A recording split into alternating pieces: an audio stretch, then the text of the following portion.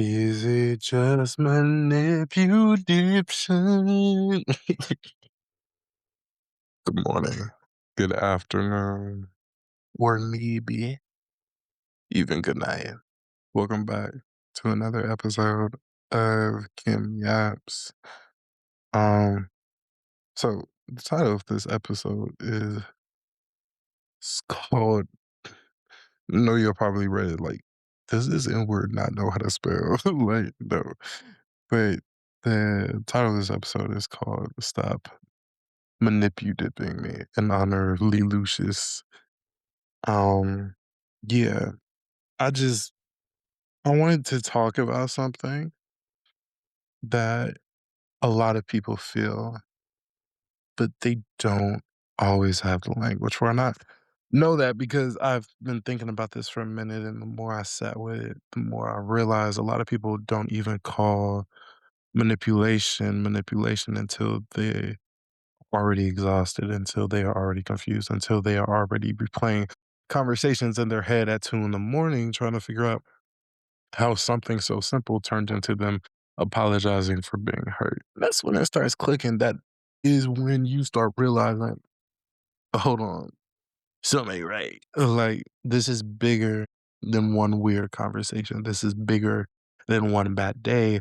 This is bigger than maybe they misunderstood me. Nah, something else is happening here because manipulation isn't just somebody being mean. It's not somebody lying. It's not somebody having an attitude. Manipulation is when somebody keeps finding ways to move you off your square so they can stay in control of the moment. And that's what it really is. They need you off balance. They need you doubting yourself. They need you explaining your pain instead of looking at their pattern. That is why some people can hurt you. And somehow by the end of the conversation, you are the one defending yourself. You ever had that happen? Going there to say one thing clean, just one, that hurt me. That was disrespectful. I didn't like that. Something simple, something plain, something that people should respect. And then somehow 30 minutes later, now you are explaining your tone, explaining your timing, explaining why you even brought it up, and explaining how you're not just trying to attack them, why you're not crazy. And the original issue is sitting somewhere in the corner untouched. That isn't random. That's a pattern. And I think that's where people miss it because they're waiting for manipulation to look obvious. They're waiting for somebody to come in with a villain face and dramatic music behind them with a laugh that sounds like Dracula. Most of the time, it doesn't look like that. Now, sometimes it does, right? But most of the time, it looks emotional. It looks sad. It looks convincing. It looks like someone who knows exactly how to make you feel guilty for having a normal human reaction. And some of y'all know exactly what I mean because the second you tried to get honest, suddenly they got fragile. Suddenly they got offended. Suddenly they didn't mean it like that. Suddenly they're talking about all that they have been going through or did for you. And now you are carrying their emotions too on top of your own, and the truth never gets to land. And that's one of the first signs whenever honest conversation gets redirected back to managing their feelings. Pay attention because a healthy person may not love being confronted. Nobody loves that, but a healthy person can still stay in the conversation. They can still hear the point. They can still deal with the issue. A manipulative person starts moving the spotlight immediately. Now it is about your delivery, your energy, your timing, your attitude. The fact that you even noticed anything but the thing they did. Man, like, once you see that, you start seeing it everywhere. You start seeing how some people don't actually answer what you're saying. They just answer the part that gives them the best exit. You say, I feel like you keep doing this. They hear, I need to get out of accountability. So now they deny it or they water it down or they throw something back at you or they act confused or they get so emotional. So now the whole room has to stop and comfort them. And I want to be careful how I say this because this is where people usually get stuck. A lot of y'all keep trying to explain yourselves better to people who already understood enough. They do, they understand enough. They just don't want to stand still in the truth of it because the truth costs them leverage. That's why you can say the same thing 5 different ways and somehow leave that conversation feeling crazy. It isn't because you said it wrong. Sometimes it's because the person benefits from the fog. And by the fog, man, that fog, that is what tears people down. Not even the incident itself, the fog, the constant blur, the always having to ask yourself, wait, did I read that wrong? Maybe I'm overdoing it. Maybe I should have let that go. Maybe I need to be more patient. That's how people get trained out of their own instincts. Not all at once, but little by little. That is why manipulation can be dangerous even when it doesn't look dramatic. It messes with your self trust. It makes you hesitate around your own reality. And once someone can get you to distrust your own reality, they don't have to work as hard anymore because now you're helping them. Now you start minimizing before they do. Now you start making excuses for it before they speak. Now you start saying, maybe they are stressed. Now you start saying, maybe I am too sensitive. Now you start saying, I don't want to make it a thing. And listen, that line right there has kept a lot of people trapped in things that were actively draining them. I don't want to make it a thing. Meanwhile, it was already a thing. It has been a thing. It keeps becoming a thing. You're just trying not to name it because naming it might force you to do something about it. And that is the hard part. Because sometimes people act like the hardest part is spotting manipulation. Sometimes the hardest part is admitting that you spotted it a while ago and you kept hoping it would turn into something else. Now that's the real ache. Not they did this. Sometimes it is, I knew this was off and I kept trying to save the story. I think a lot of people do that. I think I've done that. They're not just attached to the person, the place, or thing. They're attached to the version of the relationship they keep hoping will finally show up. And they keep thinking, maybe if we have one more honest talk, maybe if I can explain it cleaner, maybe if I give it time, maybe, and maybe then this will finally become what I thought it was supposed to be. Yeah, that maybe where you are because some people live off your maybe.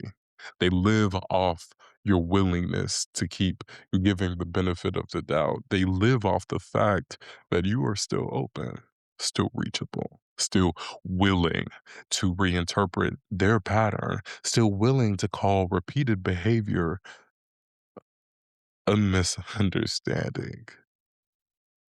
That is why sometimes the most manipulative thing is not even what somebody says, it's the timing when they say it. You notice how some people suddenly become soft the second they feel you getting serious about distance? That isn't a coincidence. Come on.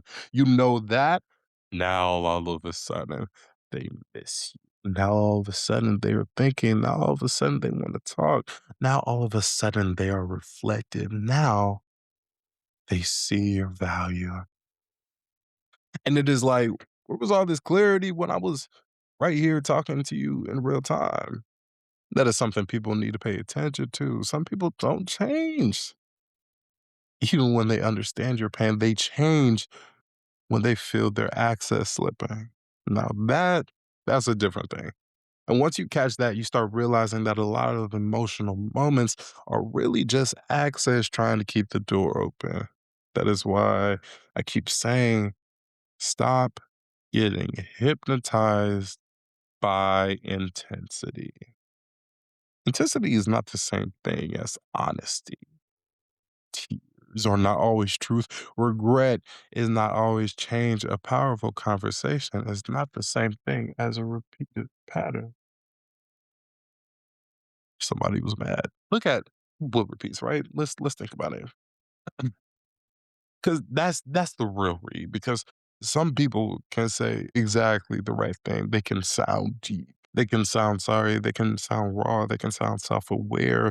But a week later, 2 weeks later, a month later, you are right back inside the same emotional shape, same confusion, same imbalance, same you doing more emotional work. then both people, that is bad. And that is what people need to start watching, not the speech, not the moment, not the apology, the pattern. Look at what happens when you say no. Look at what happens when you get quiet. Look at what happens when you stop over explaining. Look at what happens when you ask one direct question and do not let the conversation drift away from it. That'll tell you a lot because one of the clearest ways to spot manipulation is to see what happens when you stop being easy to move. Because a lot of people seem close when you are agreeable. A lot of people seem warm when you are accessible. A lot of people seem loving when there is no cost to loving you. But let your boundaries show up. Let your no show up. Let your pace change. Let your standards appear, right? Because it's not like they were there in the first place. Otherwise, we wouldn't be having this conversation. Now, watch. Some people can handle it, some people cannot.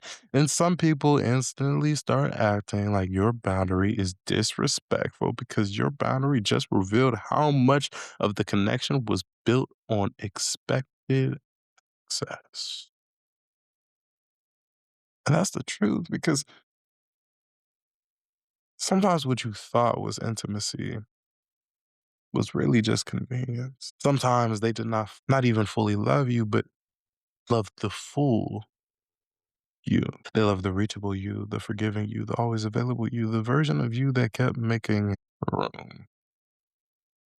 And that can hurt to admit, especially if you care deeply, especially if you're the kind of person who tries to understand people, really tries to be fair and try to show grace, because good hearted people get caught in this all the time, not because they are weak, because they care, because they are willing to see nuance, because they do not want to be harsh, because they know people are complicated. That is beautiful. It's great, but it can also get dangerous when your ability to understand people becomes stronger than your willingness to protect yourself. And at some point, being understanding turns into self abandonment. And I know that hurts because a lot of us were raised to be mature in ways that really just meant tolerate more than we should. So for Mary, keep the peace. Don't react too much. Let it go. Be patient. Be respectful. Be the bigger person. Yeah, sometimes that's good. That's wisdom. That's wisdom, child. Other times, it's just a pretty way to describe someone slowly disconnecting from their own honest reaction. That is why some people don't recognize manipulation fast because it feels familiar. If you grew up around guilt feels normal. If you grew up around emotional unpredictability, confusion feels normal. If you grew up feeling like love had to be maintained carefully, then relationships where you are always managing the atmosphere can feel strangely natural. That is what makes this deep, right? Sometimes the issue is not just the manipulator. Sometimes the issue is that the pattern found an old wound and fit right into it, started speaking a language your body already understood. So now it doesn't feel shocking. Shoot, it feels like home, and home can be wrong. Shoot, familiar can be wrong. Common can be wrong, contrary to popular belief. The kind of things people don't like to hear because it forces you to go deeper than they were toxic. It makes you ask, why did this stay in my life so long? Why did I keep bending here? Why did this pattern feel negotiable? And that question isn't about shame. It's about freedom, baby. Because once you understand what inside you keeps responding to the wrong thing, now you can actually start changing the cycle instead of just changing face. Because some of y'all aren't dealing with one person. You're dealing with one pattern, wearing different clothes, different face, same train, different voice, same pressure, different relationship, same feeling that somehow you always end up caring more than you share. That is a cycle. And that cycle usually sounds like this. Something happens. You feel it immediately. Your body knows. Your mind starts trying to soften it, then you bring it up, then the conversation gets redirected. Then you leave with less clarity than you came with. Then they do something tender or soft enough to make you question yourself. Then you tell yourself, maybe it is getting better. Then it happens again. And right there is what people need to learn, that loop, because the loop is a real trap. Not one moment, the loop. And until you start respecting the loop more than the individual moments inside it, you'll keep getting reeled back into whatever part of the cycle feels good enough to keep hope alive. That's why some people stay attached to the relief, not to the relationship itself, the relief, the warm moment after the tension, right? The sweet version after the disrespect, the tenderness after the distance, the little bit of peace that makes you think, maybe now it's finally kicked. And then when it doesn't, what do you do with that? First, you stop acting like your confusion means there's nothing to see. A lot of times, confusion is the sign. If someone or something keeps leaving you mentally scarred, emotionally tired, and spiritually off, don't rush past that. Sit there, look at it. Ask yourself what keeps getting repeated. Secondly, stop judging the relationship by the best moments in it that will lie to you. Judge it by what it repeats under pressure. Judge it by what happens when there's conflict. Judge it by what happens when you need clarity, when you say no, when you stop feeding the cycle. Now that's your real relationship. That ain't the highlight reel. So, thirdly, stop over explaining boundaries to people who only respect you when you're easy and going. Some of the cleanest peace in your life will start when you stop giving 7 paragraphs to justify one honest line. I don't like this. I'm not doing that. I need space. I'm stepping back and this keeps happening. And then still be enough to watch that. So I need that for you to still be enough to get the truth out of them. Because the response matters. The response after you honestly tell,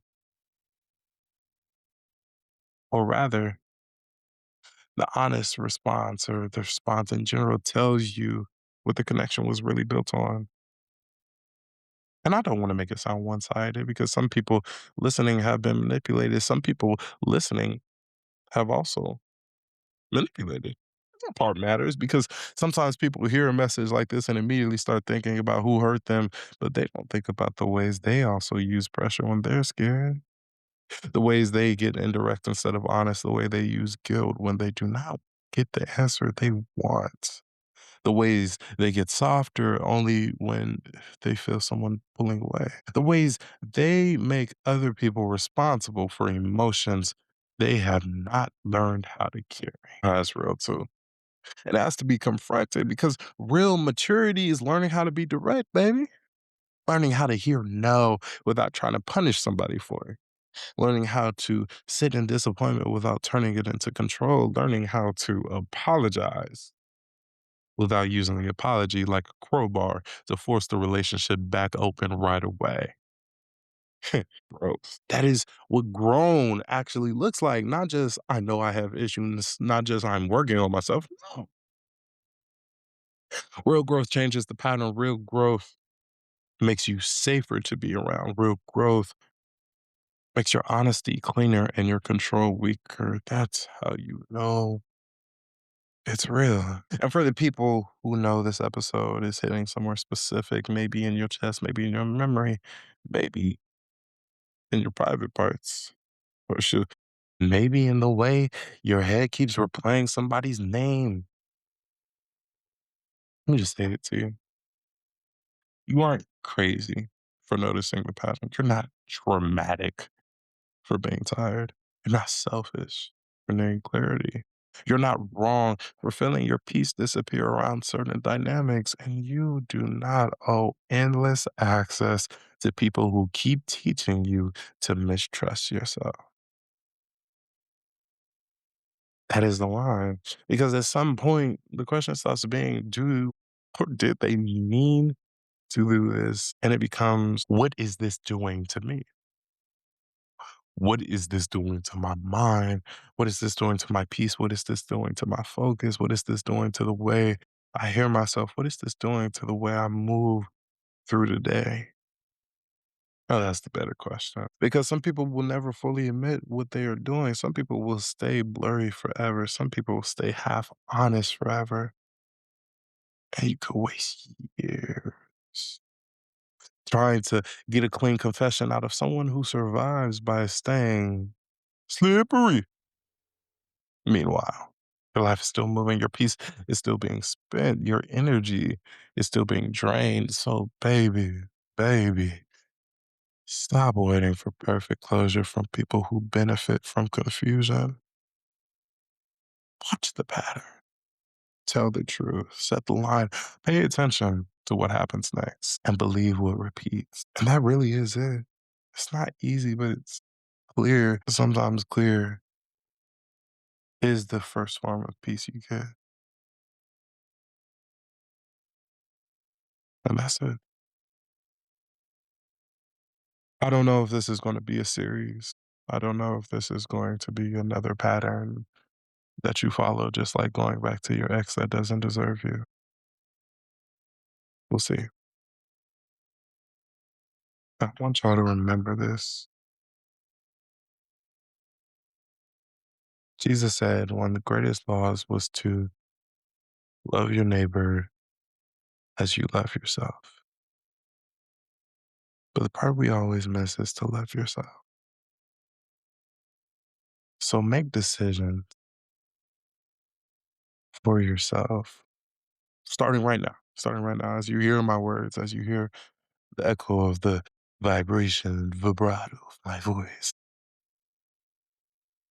I want you to make the decisions for you right now that you would have made for the untainted version of yourself. The little you, the you that thought unicorns were a possibility and you could buy one from the store, the you that thought dragons would bow to you and you could tame them, the you that thought everything was going to be okay and that smiles didn't hide intentions and that love didn't hide scars, the version of you that was still naive. Make decisions for them. Be loving to them.